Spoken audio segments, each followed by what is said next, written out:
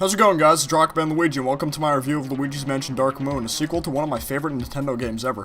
I love this game so much.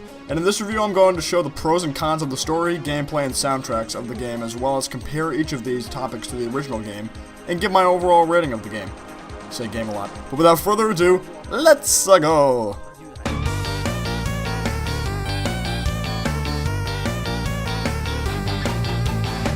Luigi's Mansion Dark Moon starts off with Professor Elvin Gadd working in his lab in Evershade Valley, with his ghost helpers helping out around the lab.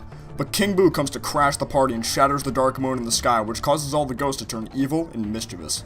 Gadd then calls on the help of Luigi to help him out with the ghost problem, and nab the Dark Moon pieces from various mansions.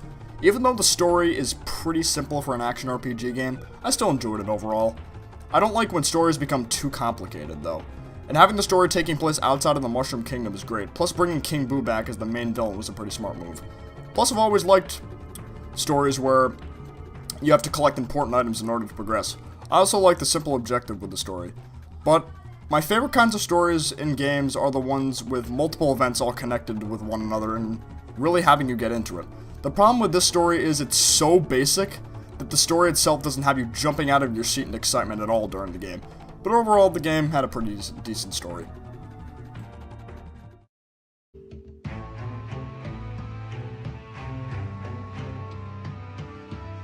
Luigi's Mansion Dark Moon had some very unique gameplay to it. Luigi would travel to different mansions throughout the game and try to complete set missions that Gadd would give to him.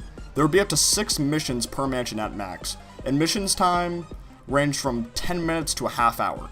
Usually the missions would get harder and harder as you progressed in the mansion. Some were easy, while some were pretty freaking hard.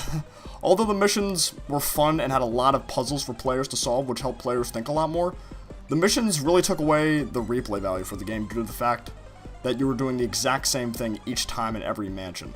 Now let's talk controls. The controls were very well rounded, and they didn't make it impossible to get tasks done. Ghosts were a lot easier to catch now with the new controls. You could just hold the analog stick in the opposite direction while capturing a ghost, while in the first game you had to tilt repeatedly in order to catch one. It would hurt your thumbs sometimes, man, because you were tilting so much. Plus, they added a function where if your bar was charged up enough, you could press the A button and one big chunk of the ghost's health would be gone. Now, the difficulty of this game was still somewhat high, even with the easier ghost capturing controls.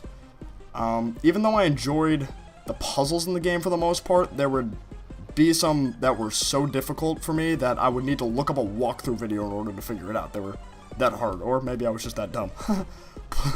Plus, if ghosts managed to do damage to you while you were fighting them, they could sometimes deal up to 40 damage. That's a lot, due to the fact that you're only given 100 health, and it would bring it down to almost half health. You know, it's crazy.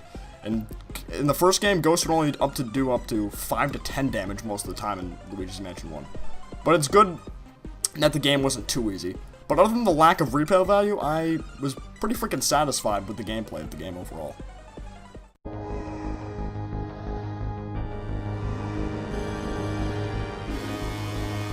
There's not a lot I can say about the soundtracks of this game, except they're fucking awesome. The soundtrack pattern in Dark Moon was similar to the original game because each game had its own main theme, but would be orchestrated a bit differently in other sections of the game. Or in Dark Moon's case, the different mansions you were able to explore. But what made me like the soundtracks in this game a bit more was that there was more variety to it. It wasn't just the same theme, but slightly sounded different, which the first game did for like 90% of its soundtracks. In Dark Moon, it had themes for the different bosses, and there was a total of 7 bosses in the game, whereas the first game only had 4.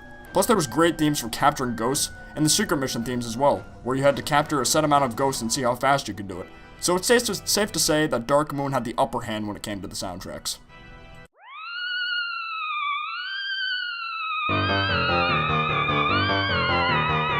There's no question this game is good. The gameplay is great, and with the variety of soundtracks with it, it's so hard not to have fun. Plus, with the length of the game not being too short, but not too long, doesn't leave players too bored of wanting more with the story mode. But because of the lack of replay value due to the game being missions-based and not having a very great story, I'm giving my overall of this game an 8.5 out of 10. If you thought this game was better or worse than an 8.5, tell me in the comments section below and leave a like if you enjoyed this review and want me to make more. But for now, I will see you guys next time. Peace out, take care, bye-bye, and have a happy Halloween.